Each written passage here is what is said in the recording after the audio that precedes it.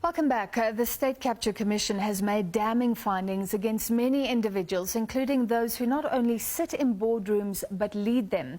The Zondo Commission report recently published found that former SAA Chair Dudu Myeni was negligent, incompetent and had deliberate corrupt intent to dismantle governance structures at SAA. And we know the fallout at the airline. It says she created a climate of fear and made choices that ultimately led to the airline declining into a shambolic state. It adds during her tenure acts of corruption and fraud took place, but people who tried to stand up to Myeni were themselves removed from their posts. Well, the CEO of the Institute of Directors in South Africa, Parmi Natesan, says the findings offer guidance for the future at least, and she joins us now. Ms. Natesan, thank you for being with us. So you're saying the only good to come from this shameful episode in corporate life, you call it, is that we can at least learn from it. Absolutely. Good evening. Yes, there were a few striking things that stood out to me when I was reading through this lengthy state capture report, and specifically around the conduct of the then chair of SAA. One of the points the report states clearly, it says that Mr. Myeni was appointed as chair despite being an underperforming director, and I think that was the first thing that caught my attention. I mean, we all know in any job, in any role, in any career, it's the best performing people who get promoted and who eventually get to lead. And you're looking for people with skills and knowledge and personal competencies to set an example, to lead ethically and effectively. And how can one possibly be chosen to lead a board when the individual wasn't even able to fulfill their duties as a general director? It's mind-boggling. Yeah. According to the Zondo Commission report, it's clear that she had political protection, and that led to a sense of absolute impunity. What do you do in instances where politics is at play? It's such a difficult position because, it's not just in relation to this case. We've seen a number of instances where people are appointed to boards of SOEs because of their political affiliations rather than their knowledge, skills and experience to serve. And it's actually such a dangerous place to be in because there are legal duties when you take on a directorship. You have a duty to act in the best interests of the organization, and you have a duty to act with care, skill and diligence.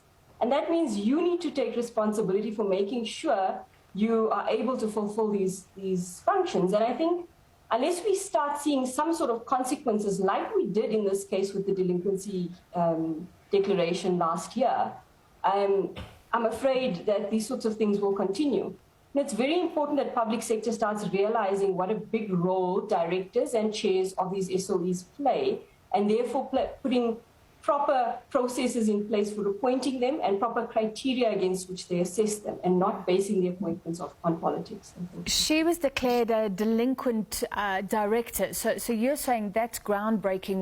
We need more of that sort of accountability which prevents people from becoming board members or chairs in future.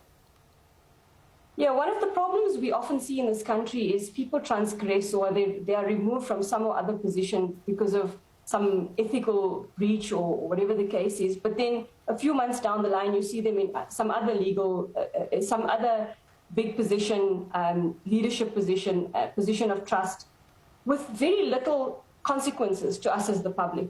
We don't seem to see what real consequences are happening to these people who are transgressing. And I think delinquency is one avenue that we need to see more of when there is a gross abuse of power, when there is personal advantage being taken, when people are inflicting harm on organizations, and then also when there's gross negligence or willful misconduct or breach of trust. Yeah. These are clearly in our legislation. There were also many instances where Dudu Myeni overstepped her role, according to the Zondo Commission. We know she got involved in procurement, hiring and firing.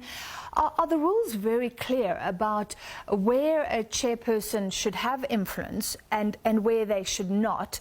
And is this also now an additional guide for chairpeople themselves?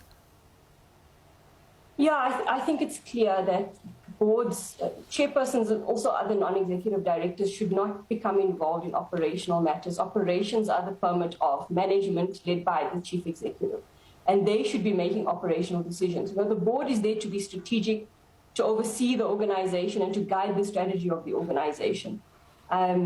So yes, very important, because we also find that as soon as a non-executive director or an independent director becomes too involved in operations, they become conflicted, because how can you be overseeing something that you're actively involved in? Do you have hope, given that the Zondo Commission is taking place, releasing reports, we still need prosecutions, still a lot to happen? Do you have hope for the future? I certainly hope so. Look, we've been seeing these things for too many years. And I think now with the Zondo report and the stature and gravitas that it has, we may just see some change happening. It's clear to me that legislation and policy needs to change in the way we appoint directors, the way we appoint chairpeople, and then also how they retain their position. So what are the performance expected of them, etc. All those things need to change. Otherwise, we're not going to see improvement, unfortunately. All right. Thank you for your time tonight. That was Parmi Natesan, CEO of the Institute of Directors in South Africa. All right. Some sporting